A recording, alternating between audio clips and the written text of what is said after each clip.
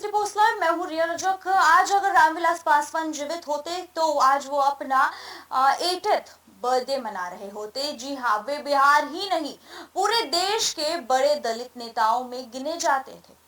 उन्होंने कई सरकारों में मंत्री के रूप में काम किया और लंबे समय तक राष्ट्रीय राजनीति में अपनी मजबूत पहचान बनाई। लेकिन उनके राजनीतिक जीवन का सबसे चर्चित फैसला साल 2005 में आया, जी हाँ, जिसने बिहार की राजनीति की दिशा बदल दी। साल 2005 में बिहार विधानसभा चुनाव हुए। उस समय राज्य में कोई भी पार्टी अपने दम पर सरकार बनाने लायक सीटें नहीं जीत सकी। तो वहीं 243 सीटों वाली विधानसभा में सरकार बनाने के लिए 122 सीटों की जरूरत थी। चुनाव में राष्ट्रीय जनता दल आरजेडी 75 सीटों के साथ सबसे बड़ी पार्टी बनी। जनता दल यूनाइटेड और भाजपा के गठबंधन एनडीए को 92 सीटें मिली। तो वहीं रामविलास पासवान की लोक जनशक्ति पार्टी ने 29 सीटें जीती। जी हाँ, एलजेपी की 29 सीटों ने रामविलास पासवान को सबसे अहम नेता बना दिया। सभी की नजर इस बात पर थी कि वे किसका साथ देंगे। अगर वे आरजेडी का समर्थन करते हैं तो लालू प्रसाद यादव की पार्टी फिर सरकार बना सकती थी। अगर वे एनडीए के साथ जाते हैं तो वहां भी सरकार बनने का रास्ता खुल सकता था। लेकिन रामविलास पासवान ने दोनों का साथ देने से इनकार कर दिया और उन्होंने कहा कि वे ना भाजपा के साथ जाएंगे और ना ही आरजेडी का समर्थन करेंगे। उनका मानना था कि बिहार को नई राजनीति का, नई सोच की जरूरत है।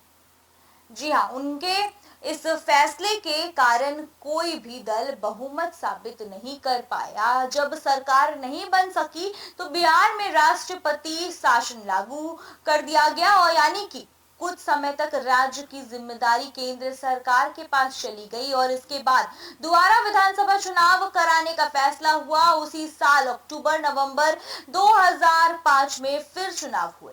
इस बार जनता ने साफ बहुमत दिया। जनता दल यूनाइटेड और भाजपा के गठबंधन को जीत मिली। नीतीश कुमार बिहार के मुख्यमंत्री बने और इसके साथ ही करीब 15 साल तक चली लालू प्रसाद यादव और राबड़ी देवी के शासन का अंत हो गया।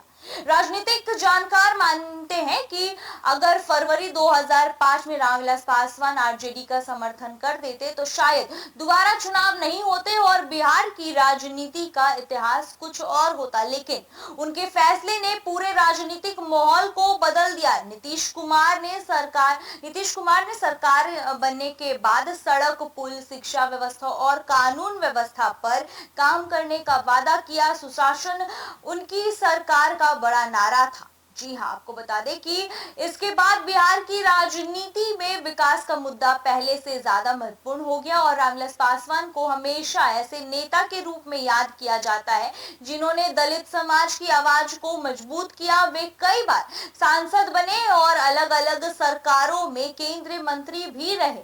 उनकी खास बात यह थी कि वे अलग अलग राजनीतिक दलों के साथ काम करने के बावजूद अपनी अलग पहचान बनाए रखने में सफल रहे। जी हाँ, आज उनकी आपको बता दें कि 80th जयंती पर साल 2005 का वह फैसला फिर चर्चा में है और एक फैसले ने न सिर्फ उस समय सरकार बनने से रोक दिया बल्कि बिहार में नई राजनीतिक शुरुआत की राह भी खोल दी। जी हाँ, यही कारण है कि 2005 का चुनाव और रामविलास पासवान का फैसला आज भी बिहार की राजनीति के सबसे महत्वपूर्ण घटनाक्रमों में गिना जाता है। तो फिलहाल इस खबर में इतना ही। बने रहिए हमारे साथ, देखते रहिए सिटी पोस्ट लाइव। तब तक के लिए धन्यवाद।